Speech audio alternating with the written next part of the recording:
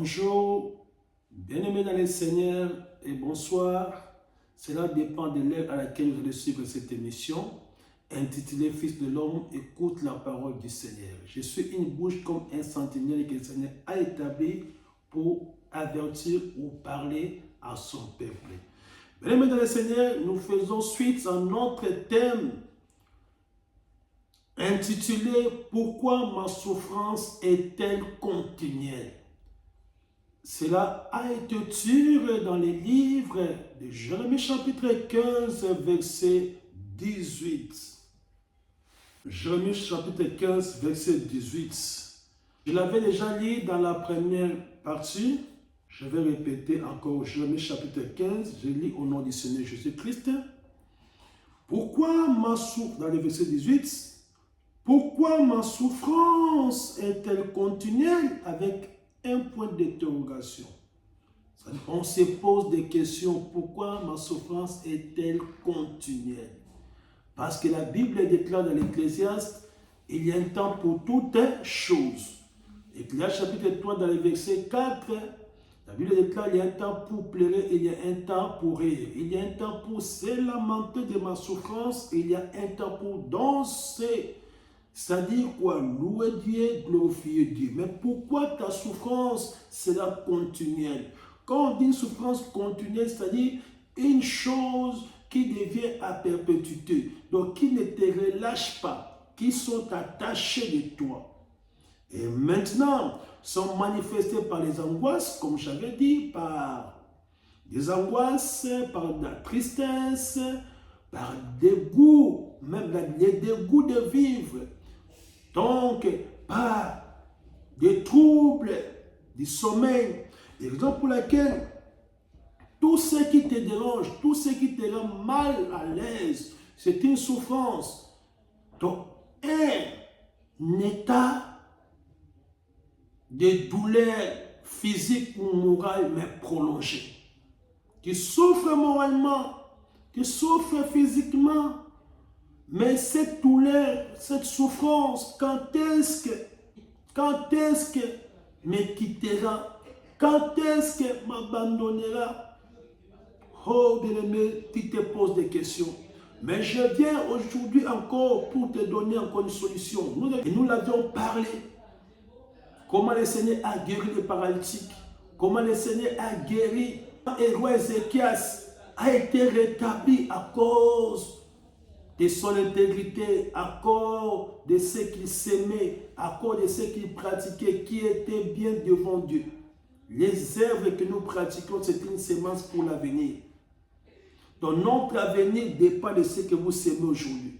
Donc ce que vous allez moissonner, celui qui est en train de planter dans son champ, il sait que je vais avoir telle chose. Et quand je désire en avoir, il faut que je commence déjà à les préparer maintenant.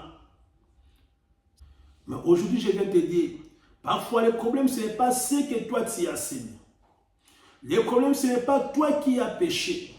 Le problème, ce n'est pas ton père ou ta mère qui avait péché. Tu n'es pas dans le cas, tu es un enfant de Dieu aujourd'hui. Et que tu t'étonnes, mais j'ai Jésus en moi. Mais pourquoi mes problèmes? Pourquoi ma souffrance est-elle continuelle? Je prie comme si je ne prie pas. Mais peut-être que tu te trouves dans ces cas. Raison pour laquelle je suis venu te dire. Ton problème, à qui tu es attaché? Ton problème, c'est la personne dont tu t'es attaché.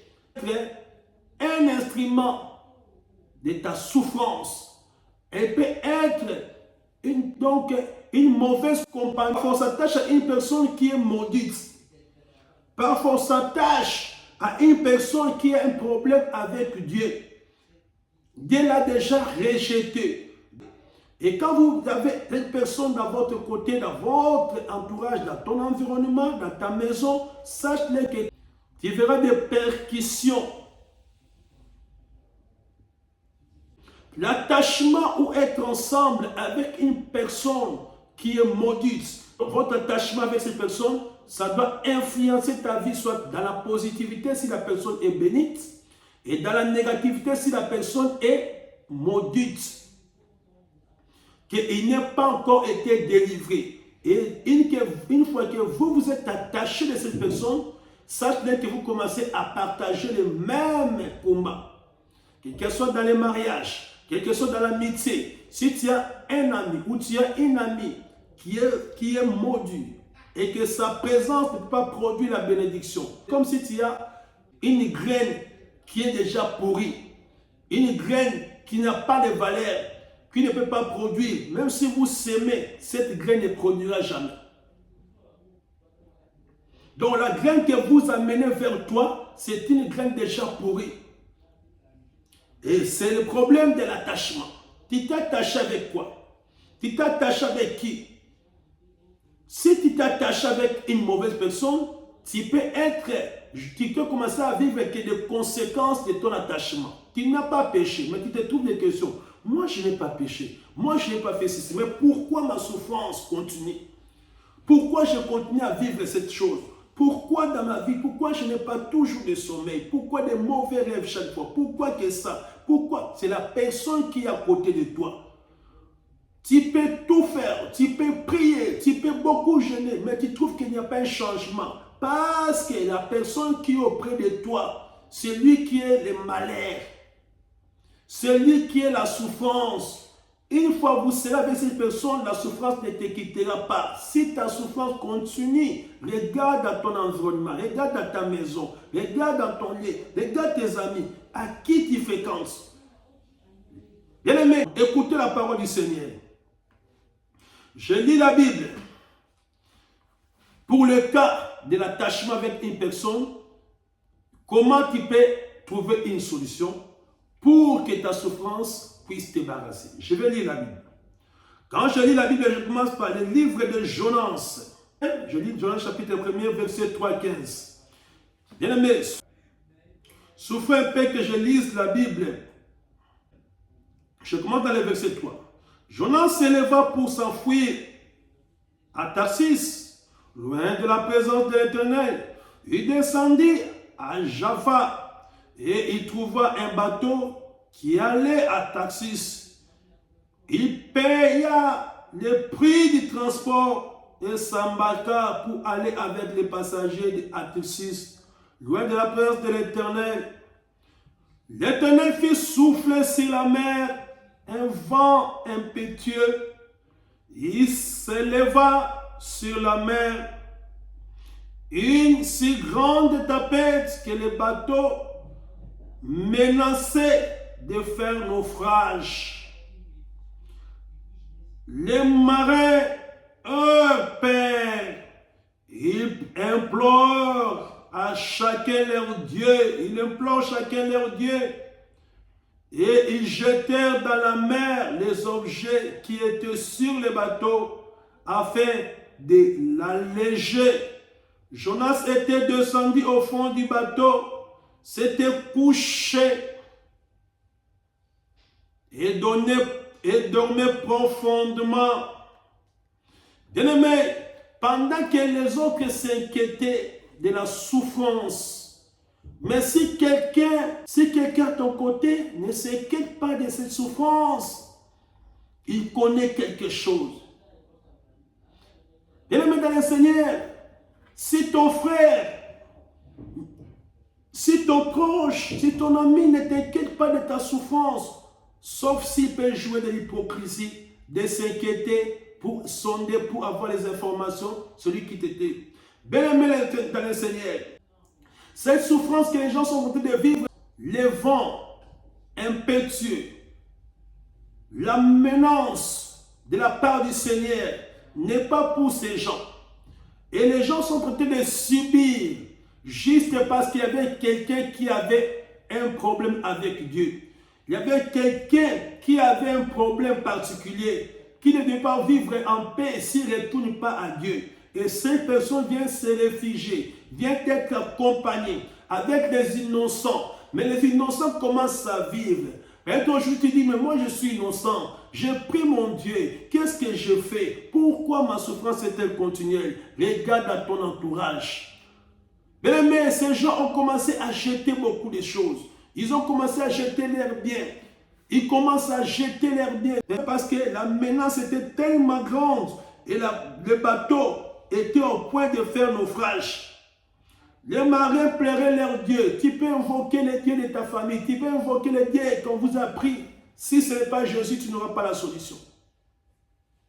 Bien-aimés dans le Seigneur, regarde maintenant Jonas. Pendant que les gens se lamentent, lui qui connaissait quelque chose, il s'est caché. Et le capitaine, dans le verset 6, le capitaine s'approcha de lui. On lui dit, pourquoi dors-tu? Lève-toi, fais appel à ton Dieu. Peut-être que voudra-t-il penser à nous et nous ne mourrons pas. Parce qu'il savait qu'il est un homme de Dieu. Il peut aussi, non, il ne savait même pas qu'il est un homme de Dieu. Parce qu'on ne connaissait pas Jonas, pardon. On ne connaissait pas Jonas. Chacun invoquait leur Dieu. Mais toi, tu es tranquille. Peut-être que tu as un Dieu tout puissant. Tu as un Dieu tout puissant. Peut-être que tu as un Dieu qui peut faire quelque chose. Toi aussi, il faut clairer. Il faut s'inquiéter. Il faut prier aussi, invoquer ton Dieu. Bien-aimé. Et puis, il le dit, l'un à l'autre, venons, tirons au sort pour savoir qui nous attire ces malheurs. Bien-aimé, quand ça ne va pas, la souffrance de ta vie, quand la souffrance devient continuelle, quand ce problème devient continuel, dans le boulot, là où tu travailles, tu trouves que tu n'es pas aimé, dans la famille, dans ton mariage, dans les problèmes, dans l'église, tu trouves que ta souffrance devient continuelle. Mais bien aimé, ne vous laissez pas croiser les mains. Dans votre famille, vous continuez à vivre des morts successives. Ne croisez pas les mains. Ils ont tout fait. Toi, peut-être aussi, tu as tout jeté. Tu as tout dépensé. Tu as tout gêné. Tu as prié. Mais le problème, ce n'est pas toi. Le problème, c'est celui qui est auprès de toi. Il est Jonas. Bien-aimé, quand le Seigneur, si tu as qu'une personne dans ton foyer, si tu as qu'une personne que tu as engagée, depuis la personne que tu as engagée, tu vois que ton ministère commence à se rabaisser. Tu as invité une personne dans ta maison, de demeurer, de vivre avec toi. Tu commences à vivre des choses que tu n'as jamais vécues. Tu commences à vivre une souffrance prolongée. Bien-aimé, il faut se regarder en face. Il faut chercher à vous poser des questions. Pourquoi notre souffrance est-elle continuelle? Et ils ont tiré au sort. Aujourd'hui, le tirage au sort, c'est l'invocation du nom de Jésus-Christ. Une fois que vous allez invoquer, celui qui révèle les choses cachées dans Job, chapitre 33, verset 14, il te révélera des choses cachées. Dans Jérémie 33, verset 3, invoque-moi, je te répondrai. Il t'annoncera de grandes choses. Comme l'a dit la Job, il parle cependant d'une manière, d'une autre. Il parlera d'une manière autre par les songes. Il te révélera ce qui est caché.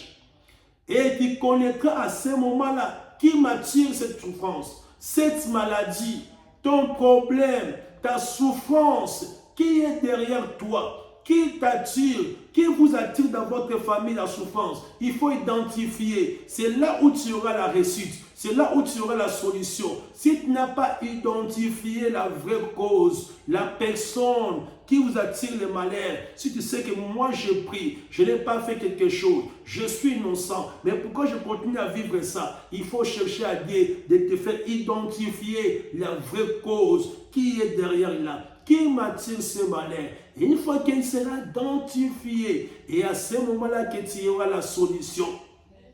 Donc, dans la solution ou dans la résolution des choses, il faut d'abord chercher à décrire les problèmes et analyser la cause et chercher à proposer une solution. On propose la solution si vous avez découvert d'abord la cause. Un médecin ne va pas proposer l'opération s'il n'a pas découvert la maladie. Il ne peut pas proposer un médicament qui correspond à cette maladie s'il n'a pas décrit les maladies. Donc, il faut décrire les choses. Raison pour laquelle il faut invoquer Dieu. Bien-aimé, entre dans ta chambre, invoque ton Dieu, il te parlera. Il te dira ce qu'il faut. Bien-aimé, ce n'est pas toute souffrance, c'est toi qui es l'auteur. Non, tu n'es pas l'auteur. C'est la personne dont tu fais route ensemble. La personne dont tu marches avec. La personne qui est auprès de toi.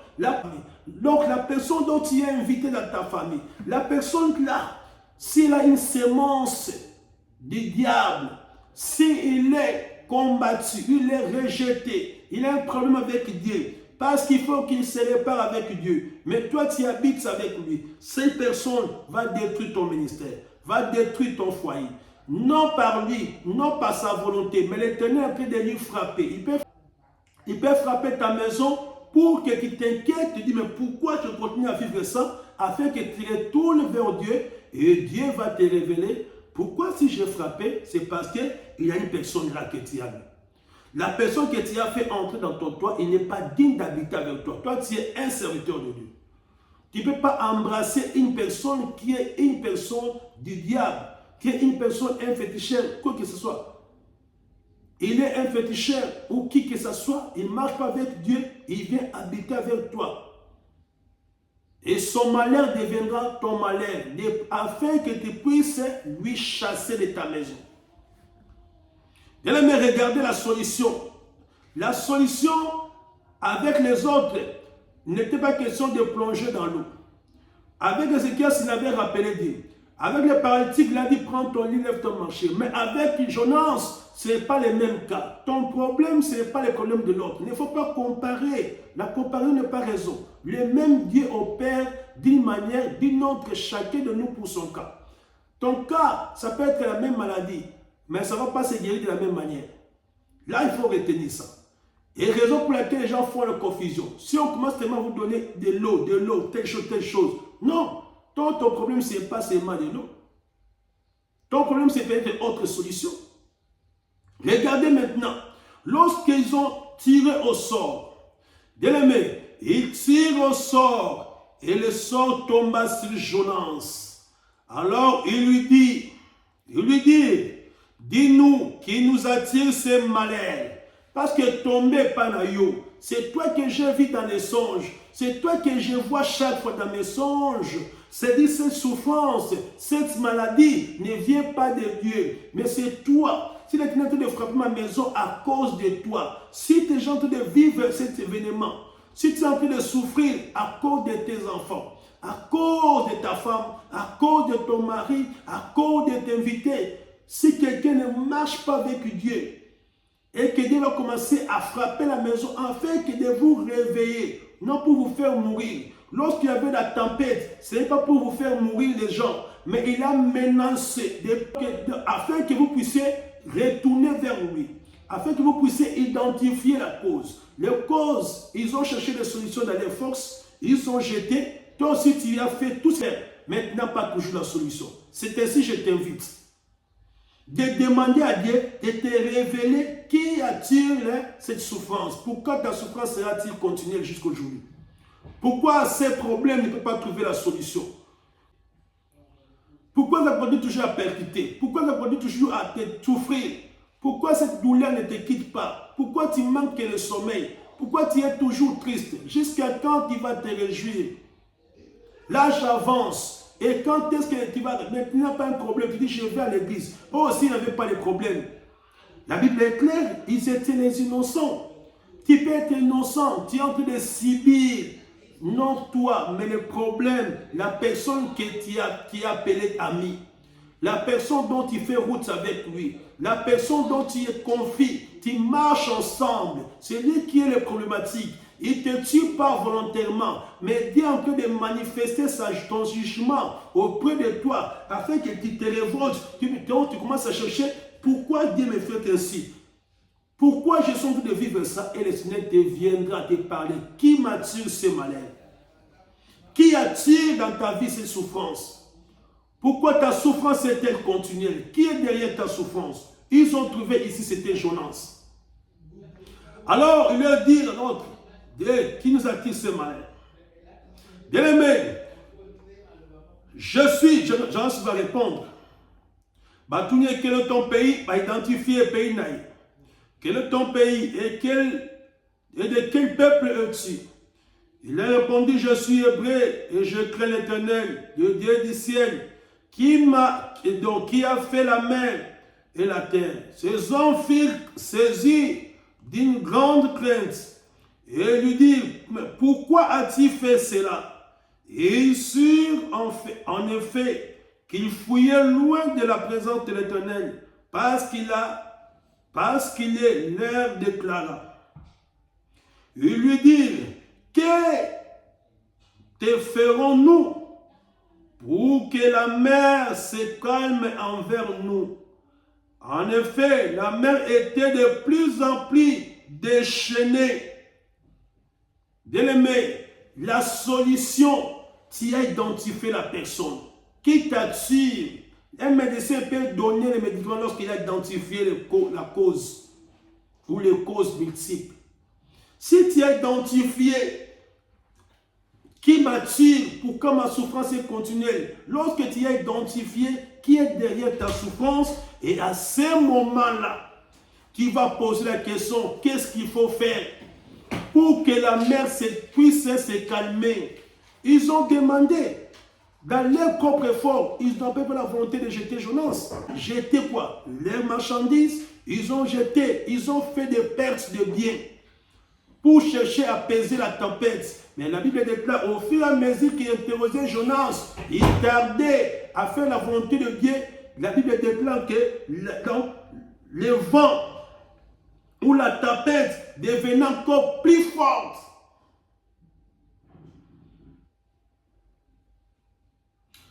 On dit que la mer était plus en plus déchaînée. Donc, ils ont massacré.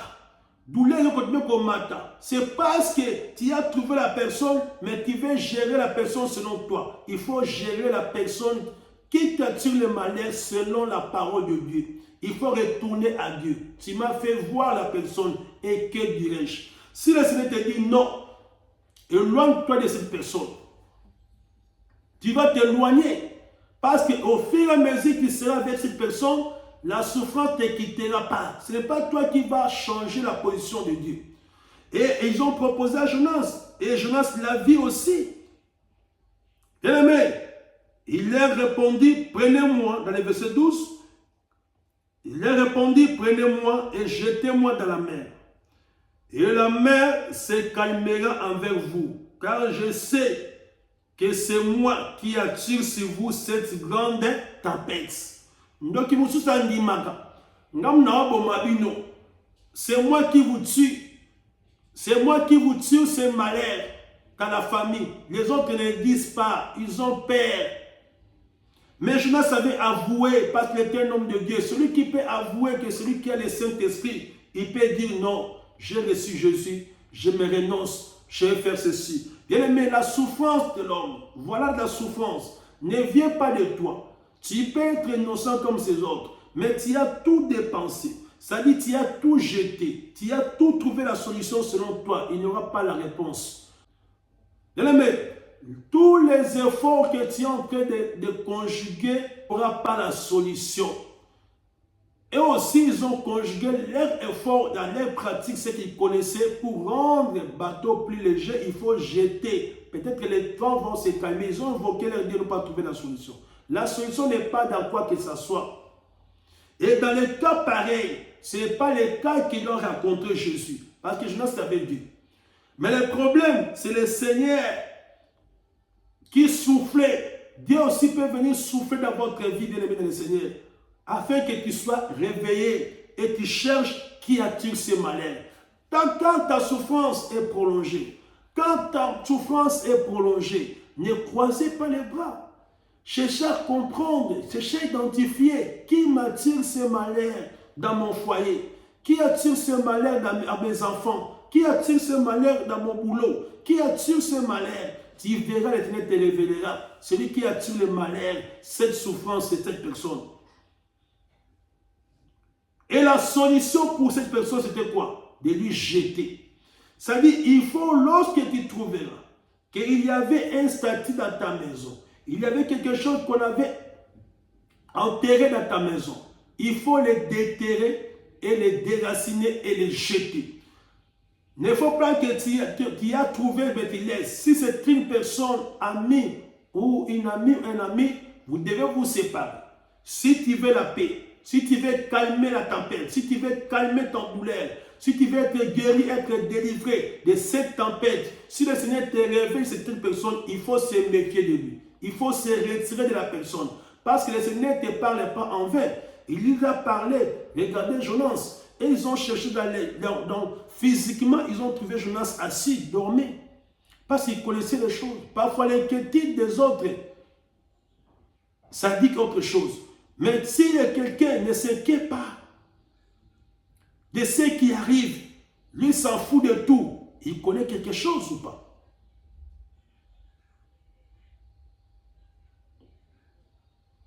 Bien aimés dans le Seigneur, ils ont trouvé la solution. C'est quoi? De jeter. Mais écoutez, lorsqu'ils ont jeté Jonas, ces hommes ramènent pour gagner la terre ferme, mais il arrive que la mer était toujours plus déchaînée contre eux. Alors, papa, il n'a pas besoin de voir Jonas. C'est-à-dire que toi aussi, tu n'as pas besoin de te séparer. Mais la mer continue toujours déchaînée. C'est-à-dire augmenter la souffrance. La souffrance continue à augmenter. Parce que tu as trouvé, mais tu manques le courage d'agir. Et maintenant, ils ont trouvé, alors, dans le verset 14, alors, ils s'adressent à l'Éternel et disent, Éternel, ne nous fais pas mourir à cause de la vie de cet homme. Et ne nous charge pas du sang innocent. En effet, toi, Éternel, tu fais ce que tu veux. Puis ils prirent Jonas et ils le jetèrent dans la mer. Et la fureur de la mer s'apaisa. Ces hommes furent saisis d'une grande crainte de l'Éternel. Et ils offrirent un sacrifice à l'Éternel et firent des vœux. Bien-aimés dans le Seigneur, je ne parle pas de la délivrance de Jonas. Ici, je parle de la délivrance d'une maison. Dans ta maison, dans ton foyer, dans ton entreprise. Rien ne marche. Il faut identifier dans ton ministère, dans ta famille, dans ton foyer. Quand tu trouves quelque chose qui ne marche pas, mais ça fait un temps que tu continues à souffrir. Ça fait un temps. Ce n'est pas le problème de gêner. Ce n'est pas le problème parce que tu ne pries pas. Tu es innocent de toutes choses. Mais ton problème, c'est quoi? C'est la personne où tu t'es attaché. Ton problème, c'est quoi? Parce que tu es attaché, tu es accompagné d'une personne qui a un problème avec Dieu. Avec une personne qui a rejeté la volonté de Dieu. Et Dieu les poursuit. Partout où il se retrouvera, l'Éternel va venger cette maison. Donc on ne peut pas accueillir une personne problématique. Lorsqu'ils ont accueilli Jonas, voilà ce qui leur est arrivé. Parce qu'ils ont accueilli une personne problématique. Donc leur souffrance était continuelle, comme dit, malgré ils faisaient toutes ces pratiques, malgré ils invoquaient leur Dieu, mais leur souffrance demeurait toujours, était continuelle. Parce qu'ils jetaient toute l'histoire pour rendre le bateau. Mais leur souffrance était continuelle. Au fur et à mesure qu'ils traînaient avec Jonas, et puis l'eau continuait toujours à s'enflammer. La tempête continue toujours à être déchaînée. Donc chaque fois qu'ils traînaient, et ils ont fait la prière pour dire, Seigneur, c'est toi qui nous as révélé. C'est toi qui agis selon ta volonté. Le problème, quand tu es identifié, retourne vers Dieu. Tu dis, Seigneur, tu m'as fait voir la personne. Et que ferai-je maintenant?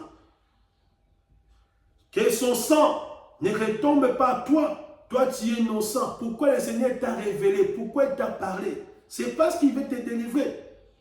Donc, vous comprenez un peu. Des gens que nous accueillons dans notre famille, les gens que nous accueillons dans nos sociétés, les pasteurs, par votre serviteur que nous accueillons pour travailler avec nous, alors s'ils ont la sémence de la colère de Dieu, s'ils ont abandonné Dieu, s'ils ne marchent pas dans la vérité, s'ils ont la sémence de la malédiction, cette personne attirera la souffrance dans l'église, attirera la souffrance dans ton foyer. Il y a d'autres gens qui viennent vers nous, mais ils ont un problème déjà qu'il faut qu'ils confessent. Jonas avait dit, c'est moi. Qui vous attire ces malheurs? Jetez-moi. Ils n'ont pas voulu jeter, mais la Bible déclare la tempête continue à se déchaîner encore plus. À tel point qu'ils ont jeté Jonas. Bien-aimés dans le Seigneur, je suis votre humble serviteur, pasteur Valérie, le pasteur de l'église Fondation Jésus-Christ. Et je vous donne cette bonne nouvelle afin que vous soyez sauvés. Et ça, c'est la deuxième partie que je suis en train de vous parler. Et je vous invite vraiment à partager et à sauvegarder, donc, et à s'abonner, afin que vous puissiez suivre au prochain numéro la troisième partie. Parce que chaque cas a une solution. Nos solutions ne seront pas les mêmes. Il y aura toujours une solution différente. Ton cas n'est pas égal à ta sœur. Ton cas n'est pas égal à qui que ce soit. Si tu vas identifier la personne, d'autres cas que nous avons vus auparavant, dans la première partie, la souffrance est-elle continuelle, n'était pas le cas d'identifier d'abord. Mais c'était le cas seulement d'appeler Jésus et de rencontrer Jésus et ils étaient sauvés. Mais dans les cas ici, ils ont cherché à identifier qui attire la souffrance. Ils ont tout fait. Ils ont cherché le médecin. Vous avez tout fait. Mais quand ça ne marche pas, il faut retourner vers Dieu et demander qui m'attire ces malheurs. Le problème c'est quoi? À qui je suis attaché? À qui je me suis attaché? Posez cette question dans ta vie. À qui je me suis attaché? Ce n'est pas tout ami et ami. Ce n'est pas des personnes qui, oh non, il faut un papayan. On ne reçoit pas n'importe qui. Ils ont réussi Jonas. Mais voilà les conséquences. Et reste pas le Seigneur à délivrer. Déjà, ils ont perdu beaucoup de choses avant la délivrance. Tu dois perdre beaucoup de choses parce que tu as reçu une personne qui n'est pas digne d'être auprès de toi. Tu dois perdre beaucoup de choses. Tu dois perdre ton emploi. Tu dois perdre, tu dois commencer à vivre des échecs.